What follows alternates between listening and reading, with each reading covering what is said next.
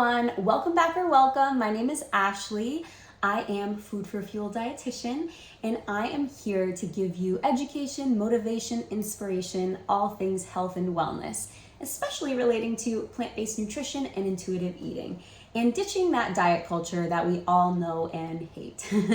In today's video, I want to first of all start by saying I'm so sorry for those of you who are subscribed and waiting for those full-length videos that I promised at the beginning of the year.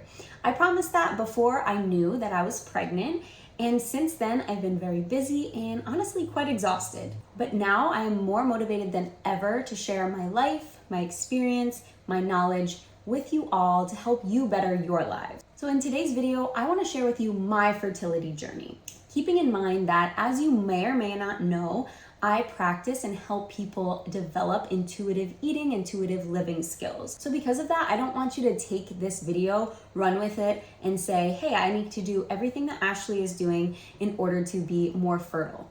Because that might not be what your body needs. It's just what my body needed to reset.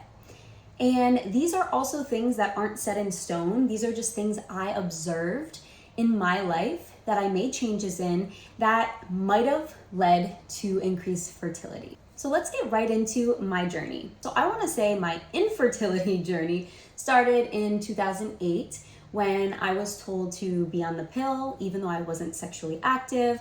I was just told, hey, this is going to help you regulate your period. And so because of that, I was like, sure. I just listened to what my doctor said, and I did what he said. I took it for 10 years. So I took the pill for 10 years. Then I started realizing, like, this doesn't feel right. I feel, depressed. It's affecting my mental health. I don't like this. And so I got off the pill on my own. I didn't want to be on it anymore. And that was in 2018. Now, I didn't have a period for over a year when I thought, as much as this has been a great time without having one, I think I should be having one, and why am I not having one? So I started inquiring about why am I not having one. So I talked to my doctor about this, and really honestly, they couldn't give me a lot of answers. I went through so many different things, being told that I might have PCOS, I probably have PCOS, I don't have PCOS, and it was confusing. I didn't know what to think of it, what to make of it. And honestly, my doctor kept saying, well, do you want to have kids now? And I was like, not yet, but I do one day. And she's like, oh, we'll worry about it when you want to have kids. And that wasn't okay with me. I like to be proactive, and I like to get to the root of the problem, as you probably know by now if you watch my videos. So anyway, I didn't have my period for over a year. Once I started getting my period again, it was super sporadic, irregular, and it was just not fun. Let's put it that way. So my cycle was really long. It's supposed to be 28 days. For me, it ended up being around, I can't even give you a length of mine because it was so sporadic. However, I will say it started to normalize more and more after that 2-year period without a period. Right before I got pregnant, my cycle was about 60 days long, maybe 50 to 60 days long, whereas it's supposed to be 28, like I said. So super irregular, not normal. I had just gotten blood work back saying that I don't ovulate in November. And I was honestly, I cried. I cried to my husband. I was like, what if I can't have kids? And he was like, it's okay. Like, he was comforting me, he was reassuring me, everything would be fine and we'd figure it out. And right after that must have been when I did get pregnant. So I kept the faith. I honestly love YouTube because I watch stories of other women who have a similar cycle as mine. And this one woman said her story, and I clung to that. And I was like, if she can do this, I can do this. And I wasn't actively trying to get pregnant, it just happened. However, it didn't just happen. Let me rewind a little bit here. So at the beginning of 2022, I made some more changes. I had already been on a self-discovery, self-recovery journey. For those of you who might not know, I have shared that I had an eating disorder or multiple eating disorders in high school. So high school into college.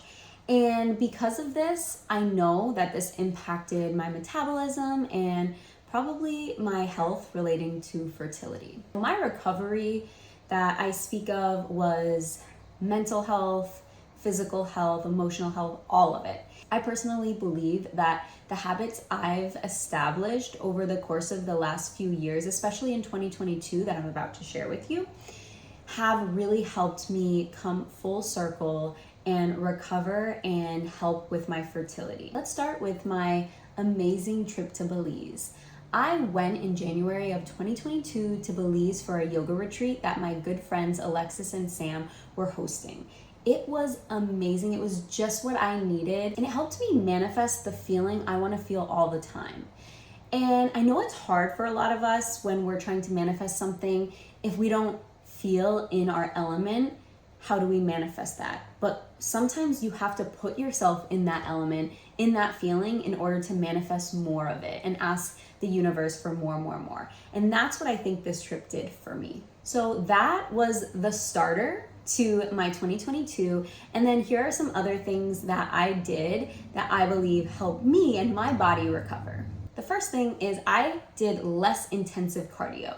So for example, running, I cut back a lot. I used to run like every day for probably too long, and I had just made a promise to myself to only run maximum 4 miles and only a couple times a week. This helped tremendously. And I balanced this with more strength training. I was already doing strength training, but I balanced it with a little bit of both.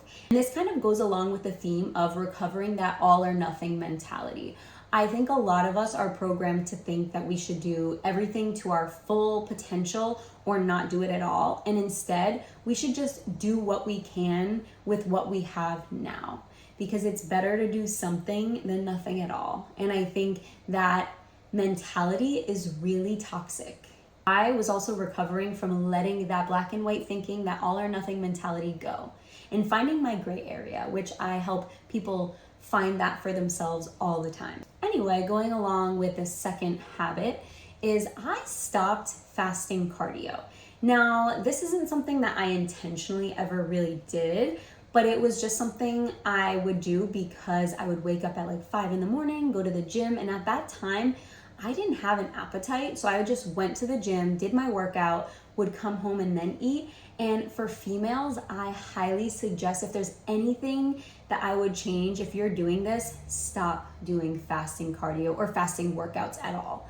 Definitely try to eat something, even if it's a little snack before you go to the gym, before you go work out, before you are physically active in any way. Eat something. You need it. Your body needs it. And that also leads me to the third habit that I created for myself, which is sleeping in more. I honestly cannot say enough how important it is to get the rest you need, and not just rest, but sleep, and good sleep. Establishing better sleep habits is the biggest key to a healthy lifestyle with whatever you're trying to heal, whether that's fertility or something else. Definitely take a look at your sleep habits and see what they look like now and how they should look ideally for you. From a nutrition standpoint, I did a few things as well. And so one of those things was adding more fiber-filled fats. Now, of course, I would eat peanut butter sometimes and nuts and seeds, but I added a little bit more with a little bit of coconut milk and a lot more avocado. I just really let go of that super low fat plant-based mentality and just ate naturally how I felt was right for me. And perhaps the very low fat plant-based eating habits at the time before this were totally fine for my body, because I never felt deprived and I never felt like I was missing anything. But at this point in my life, last year, I just started increasing it because I felt like I needed it. And that's how you practice intuitive eating. Going into another nutrition related habit that I established for myself in 2022, it was honestly simple: drinking more almond milk. I drank so much almond milk last year because I was introduced by my husband to a frother. And that changed my life, and I am obsessed with frothed milk, frothed almond milk in particular. And now I do so many different things with it and make different types of lattes, even just frothed milk plain. And that brings me to the next habit that I created, which was having my Adapto-Blend. Now, this I frothed often with the almond milk to make a little Adapto-Blend latte, but my Adapto-Blend has a few different things in it. So it has 4 different adaptogens, which are maca, ashwagandha, lion's mane, and cordyceps. Cordyceps is great if you're trying to boost your fitness game and you want more of that oxygen and blood flow so that you can maximize your workouts. Maca can give you lots of energy. It's also great for men's and women's health and boosts the libido as well. Lion's mane is good for the brain. I always have people remember it in that way because it's a mushroom powder that you can ingest every day, and it's great, especially for someone like me who I unfortunately had my Nana pass last year from Alzheimer's, and this was something, of course, that we knew of for a long time because it's not something that happens overnight, but it's also something we know can be prevented, and that can start with good nutrition and learning about these different adaptogens and ways to improve mental functioning. And that's why for me, it's an absolute must. Now, ashwagandha is something that is so helpful for so many different reasons. And I will say the biggest thing is mental health. It can calm the nervous system, and it is not the tastiest, but when it's blended with these other adaptogens, it's actually really tasty. And so this Adapto-Blend, I particularly like it with the almond milk, like I said. You could do a little sweetener and a little bit of cinnamon, and it's amazing. So I would definitely try it if you haven't, but I'm not even trying to plug it. I'm just telling you one of the things I did. And I took this every single day for the month of September and October. Or maybe it was October and November, but it was one of those months in the fall. And I felt so good when I was taking this. And it was also great because it was an everyday thing. So it definitely added up. It's not one of those things where you can take it one day and feel the benefits once. You have to keep a habit of having it at least 5 days a week. Now, something I did that is not very well known is I was doing microcurrent therapy. Now, going back to that trip to Belize, I was introduced to microcurrent therapy from my friend Alexis. She had what she thought was severe arthritis, and nothing could help except sometimes celery juice in the morning. If she started with that, she had a whole routine to help her out, but it would flare up sometimes and her knee would blow up, like quadruple in size, and it looked so uncomfortable. And one of the other people who went to the retreat, one of the other retreaters, she brought this device called a microcurrent therapy device, a Healy device. And we saw it in use, and we saw how it almost immediately reduced the size of Alexis's knee. And I was like, I need to know what this is, how I can incorporate it in my life, what other things it can benefit. And so actually we ended up purchasing one because it was that amazing of results, even instantaneously, which is unheard of. I personally used it for the whole year. I found benefit to my hair, to my skin, and it helped with inflammation. I have sometimes bad hips, especially when I run too much or do too much excessive cardio. So that is something that it definitely helped with, although I was also reducing that intensive cardio, so that also helped. It essentially heals the body at a cellular level. So if you want to learn more about that, definitely reach out to me. I can do sessions if you're in the area. A really simple observation I had about last year as well was the fulfillment I felt in my work. I felt really fulfilled in the people I was helping, how I was helping the people I was helping, and what I was doing because I was choosing it for myself. I wasn't working for anyone else. I felt in my element, in my purpose, and that is what I know I'm intended to do here on earth. In 2022, I met the absolute love of my life, and I was also extremely happy in this relationship. I felt that this was my forever person, and turns out he is. He is now my husband, and he is now the father of this baby in here. So I am very happy in that, and I think that also calmed my nervous system, knowing that, wow, I have this forever person, and this feels so much better than what I've experienced in the past, because for the past few years prior to meeting him, I was really going through a lot in terms of relationship trauma and drama, and really trying to heal myself and stop being a people pleaser, and you know if you know.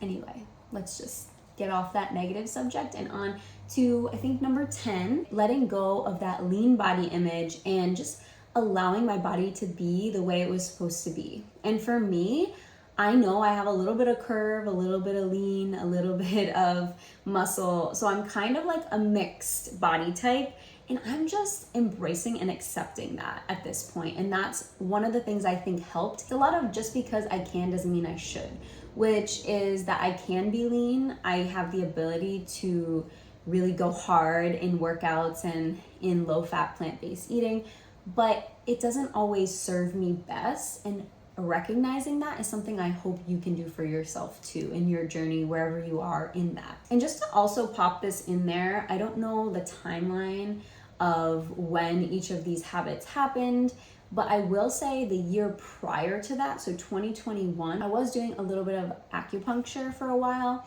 and I personally think the Chinese herbs are amazing and really, really help to work, and it helped to recover my period. So that's why I think my cycles ended up getting to the point where they were 50 to 60 days long instead of like 3 months without a period. That, and I do go to reflexology every single month with Elizabeth at Soulful Beginnings. If you're in the area, definitely check her out because she's amazing and she has so much knowledge. She can guide you in whatever you're looking to heal and make you feel good, reduce inflammation. She does lymph drainage. She does so much. Honestly, check her out because I have benefited so much having her in my life. So I just want to kind of help you understand that all of these, again, these are my habits and the things that I created for myself and things that worked for me personally. But I also want to point out that all these things have a common theme, and that is reducing stress, incorporating self-work and self-care in balance with that yin and yang mentality. So it's not one more than the other, it's a little bit of both, and it's not feeling overly stressed. I know we hear it all the time that stress damages our cells, stress is so bad for us, stress causes this, stress causes that, but it really does. So listen to whoever is telling you that because it's so true. And also remember that there's different ways for different people to incorporate stress management. If you're not someone who wants to meditate or who wants to do yoga, there's other ways. Even going outside, that is one of the most healing things we can do, is just sticking our feet in the earth. There's so many ways of being less stressed. That maybe that's getting a pet, maybe that's getting help taking care of the pet that you have, maybe that's traveling, maybe that's budgeting better, maybe that's finding your tribe, maybe that's finding a new hobby that you enjoy. I also found acro yoga last year, and that was one of my favorite things I've ever done, ever. Also know it could be a big change you need, like changing your job, changing your entire profession. Honestly, you don't know until you try or until you really take time to reflect and observe what's happening in your life and why. I really hope you enjoyed this video, and I'm so happy to be back on YouTube with these full-length videos, and I'll be coming at you soon with a video of my husband and I working out together while I'm pregnant. So it's gonna be fun. It's going to be educational, and it's gonna be something that you can screenshot if you want, the different workouts that we do. You can write it down, you can follow along with it, because it can be something that you might want to incorporate for yourself as well. Remember to fuel yourself with nourishing food, kind words, positive energy, and unconditional love. I'll see you next time.